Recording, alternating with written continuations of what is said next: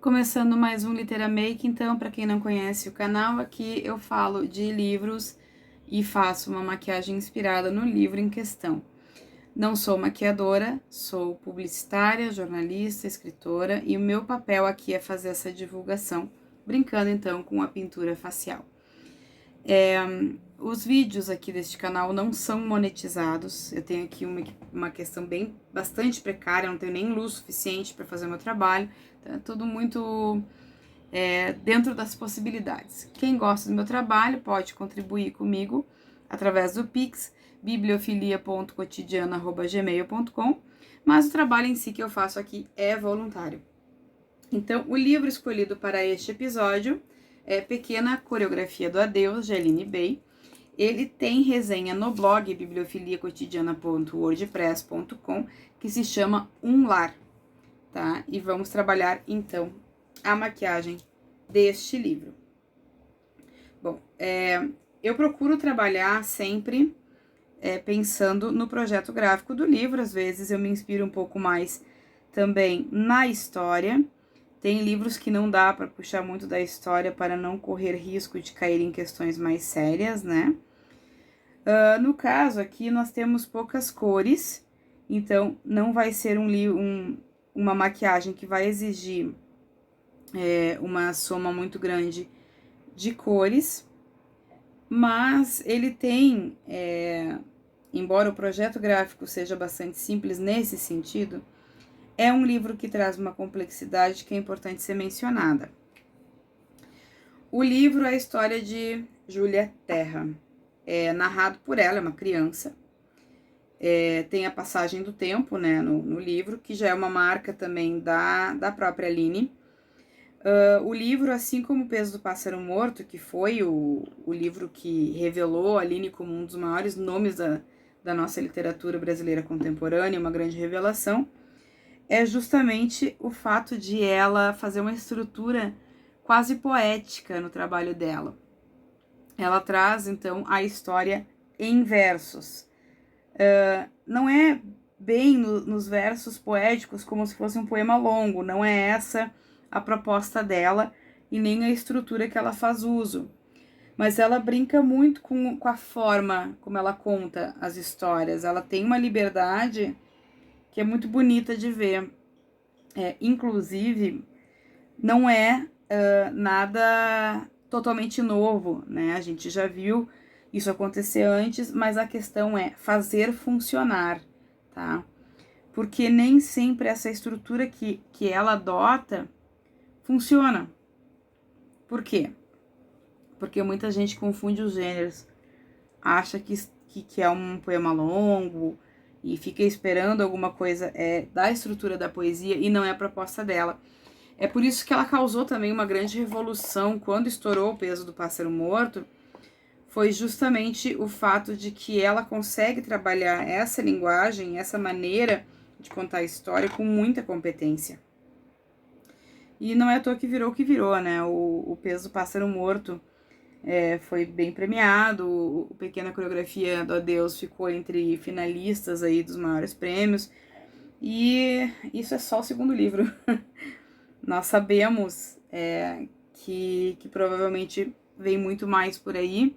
E eu acredito de coração que venha porque eu acompanho a trajetória da Aline e eu vejo que ela não é uma pessoa que se acomoda. Ah, deu certo esse modelo, vou fazer para sempre esse modelo. Não, ela realmente não tem essa questão de acomodação. Ela tá sempre pesquisando, investigando. E para esse livro é muito interessante porque, assim, ela me comentou, isso foi uma conversa pessoal que nós tivemos enquanto eu li o livro, que ela fez uma pesquisa bem profunda na questão do narcisismo, porque o tema central do livro é justamente essa questão narcísica, né?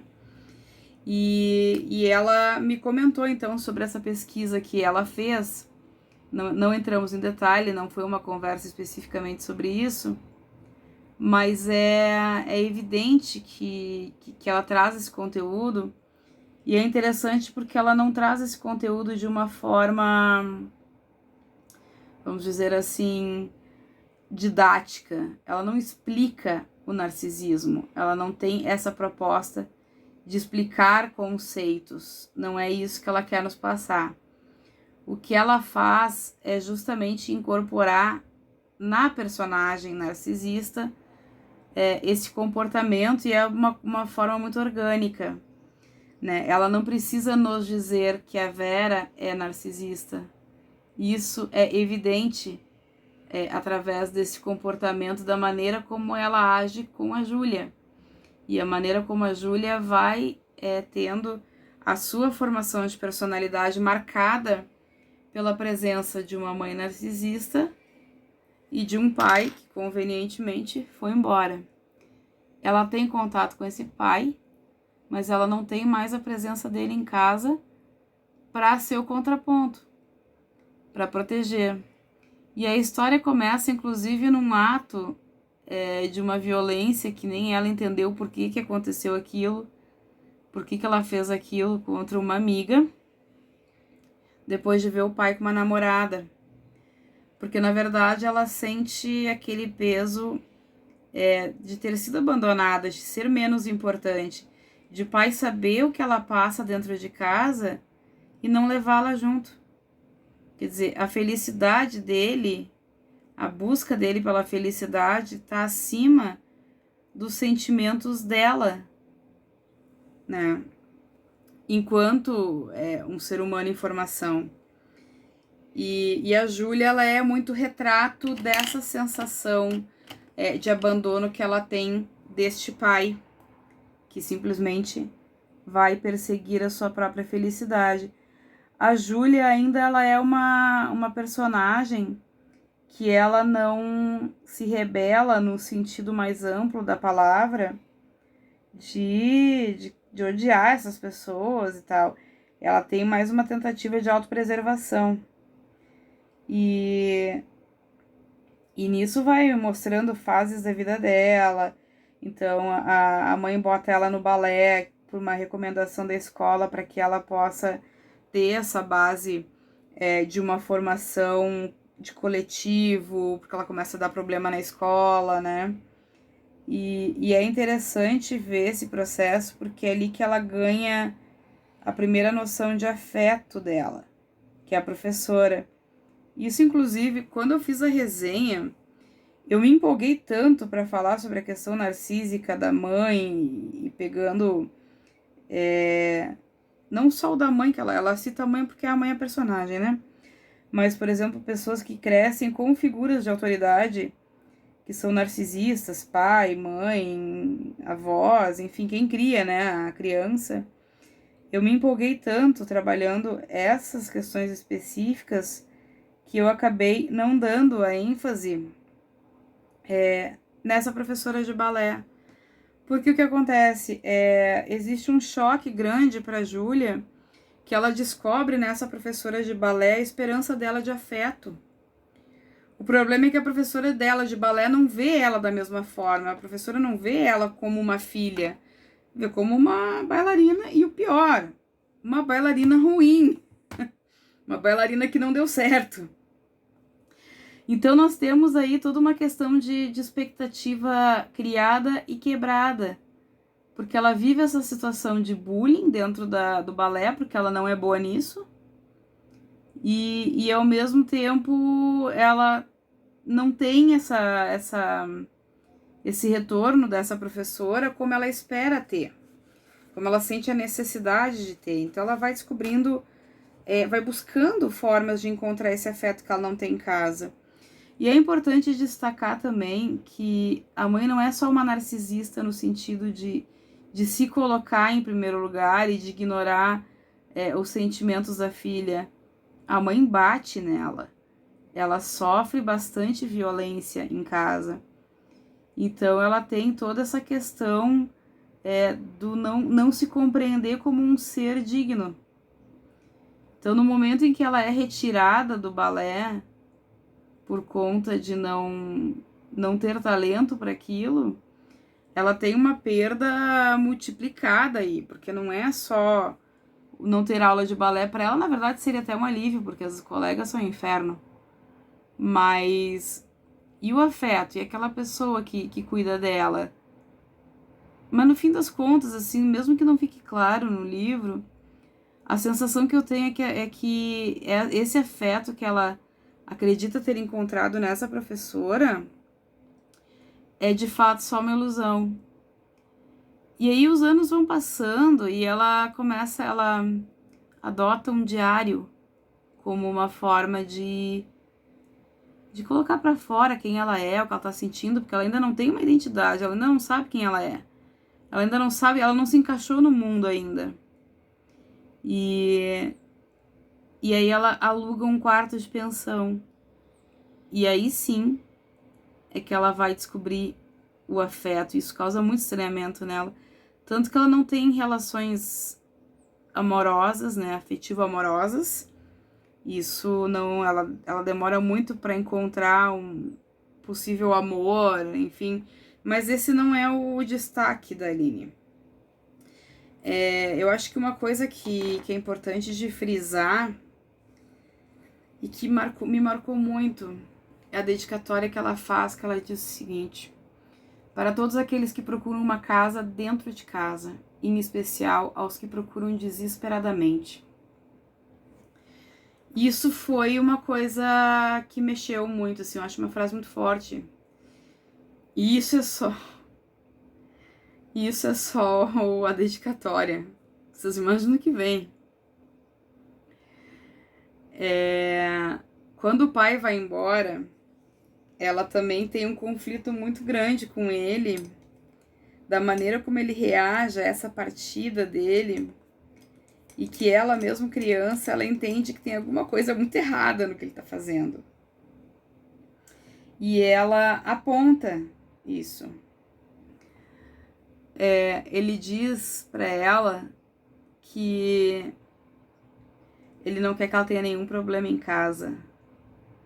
E é interessante a maneira como ela reage a essa questão de não ter nenhum problema em casa. Ela diz: sério? Em que mundo ele vive, esse meu novo pai? Será que esqueceu do lugar em que viemos? Ou só está se fazendo de tonto para não ter que lidar com nada além de si mesmo?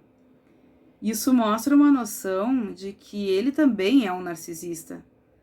Talvez não no mesmo sentido que a mãe, mas ele também tá fugindo da responsabilidade dele de pai, de resguardar essa menina que acaba sozinha com essa mãe narcisista, que ele sabe que é narcisista, e ele simplesmente vai embora.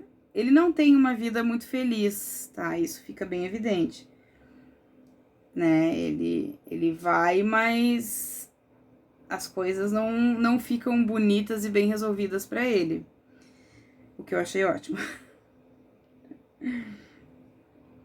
Mas é muito pesado para essa menina ter que lidar com tudo isso sozinha. E não parece que existe um interesse dentro da família em que isso se resolva de alguma maneira, em que isso seja trabalhado para que ela tenha uma chance de se descobrir, né? De descobrir sua própria individualidade. Enfim, ela não tem essa margem, ela não tem esse espaço. E esse é o reflexo, na verdade, de um lar narcisista, porque é exatamente o que acontece. A pessoa, ela tem que, mesmo de criança, fazer um esforço que ela não tem nem condições cognitivas de fazer para encontrar a sua própria identidade, porque o ambiente em que ela vive, ela tem que se adaptar à identidade de quem manda, de quem tem o poder hierárquico de decidir por ela, né? Então, quando ela vai embora de casa para uma pensãozinha, para um quarto de pensão, ela tem uma libertação ali. E é só a partir desse momento dela, já uma mulher adulta, que ela começa a ter efetivamente uma busca sobre quem ela é. E eu acho que essa questão de ela ter essa necessidade de se encontrar enquanto ser humano é a grande questão do livro, é a grande motivação da Aline na escrita dessa obra, de dar a Júlia o direito de ser a Júlia. Dar a Júlia o direito de se encontrar no mundo, de descobrir quem ela é. E aí ela tem as suas pequenas tragédias também, né? Só que no momento que tu não tem nem a tua própria identidade, as tuas pequenas tragédias não são nada, né? E eu acho que ela faz um trabalho muito bonito nisso, de tentativa de resgate dessa menina, dela tentar se descobrir, se reencontrar enquanto um ser humano. Tem outros trechos também extremamente impactantes nesse livro, que eu já vou pegar aqui na resenha, que eu acho importante pontuar para vocês terem uma ideia do que esperar desse livro, porque ele é um livro que pode mexer muito com quem tá lendo, tá? Em um determinado momento, então, Júlia diz ao seu íntimo: uma conversa em família nunca foi possível, não na minha casa. Lá somos 3 solitários, irreversíveis, gravemente feridos na guerra que travamos contra nós. Quantas famílias são assim? Quantas famílias vivem numa guerra uns contra os outros? Sabe? Então, eu acho que isso é uma coisa bem impactante, que não pode ser ignorada na obra da Aline, porque ela traz esse aspecto de uma maneira muito pontual. E de uma maneira muito forte, porque ela não poupa palavras. Eu acho que a Aline tem um dom especial de dar uma porrada na gente enquanto a gente lê os livros dela. Isso é uma coisa que eu ouvi muito quando eu li O Peso do Pássaro Morto. Também muita gente dizia: essa menina não tem medo de surrar a gente. É mais ou menos isso. É mais ou menos essa lógica. Ela não tem medo de surrar a gente. E eu acho que a grande beleza da obra da Aline é porque ela dá essa surra, mas ela dá essa surra com leveza. Isso até é engraçado, porque ela bate na gente, mas bate com carinho. Então, isso é muito impactante, assim, para quem tá lendo, é entender que tu vai levar a porrada, mas vai ser uma porrada delicada. Vai vir, né? O peso vai vir, mas ela não te agride. E isso é algo que tem que se tirar o chapéu, porque tu conseguir trazer temas com esse peso, com esse impacto, sem bater na pessoa, sem ela levar uma porrada, se bem que eu levei. Isso não dá pra falar que eu levei algumas porradas lendo Pequena Coreografia do Adeus. E eu contei isso na resenha, que eu contatei a Aline. Eu tinha menos de 50 páginas lidas e eu contatei a Aline pra dizer pra ela que eu tava apanhando o livro. Apanhando no bom sentido, né? Não que eu estava apanhando para ler o livro, não, pelo contrário. Mas que ela tava mexendo comigo num lugar ali que nossa, assim, tipo, levar o livro pra terapia e emprestar pro terapeuta, né? E é interessante isso porque, assim, ela nos coloca dentro dessa casa e nos mostra que essa casa é só uma edificação. Ela não é uma casa. A Júlia não tem um lar. E a Júlia leva uma vida inteira para tentar encontrar qualquer possibilidade daquele lugar onde ela vive se tornar um lar. Ela precisa perseguir fora dele. É um grande mérito mais um grande mérito que a Aline tem. De nos trazer nesse lugar de total não pertencimento. Porque é assim que a Júlia se sente. Aliás, ela não se sente. É a vida dela. É o não pertencimento. E é complicado falar passando batom.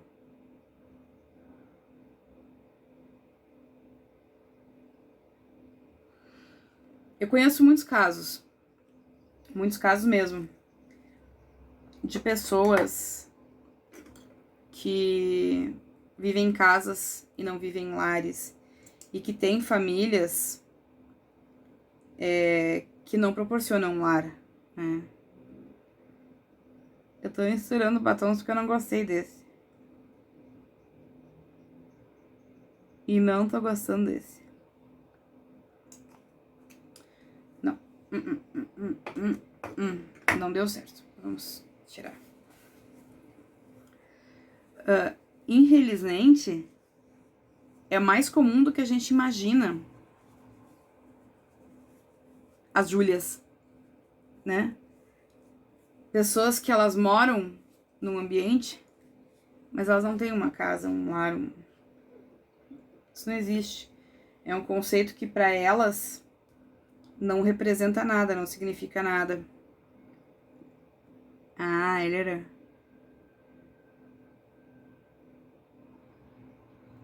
Isso é muito triste, porque a pessoa cresce sem conseguir se compreender e ter de fato uma noção de estrutura, uma âncora, né? E nem sabe se tem com quem contar. Bom, a Júlia encontra aos trancos e barrancos o seu caminho, mas ele não é um caminho perfeito, ele não é um caminho redondo, ele é o que deu para a realidade que ela cresceu, para a maneira como ela foi educada, para a maneira como a vida foi entregue para ela. Eu recomendo muito fortemente a leitura, Pequena Coreografia do Adeus. Este aqui é o resultado. Eu fiz baseado, então, nas imagens do livro. Usei um pouco de preto por causa do nome, também para dar um contraste. Espero que vocês tenham gostado. Novamente repetindo, quem curtir meu trabalho é todo voluntário, então fiquem aí à vontade para contribuir. Pix, bibliofilia.cotidiana@gmail.com e nos encontramos no próximo. Tchau, tchau!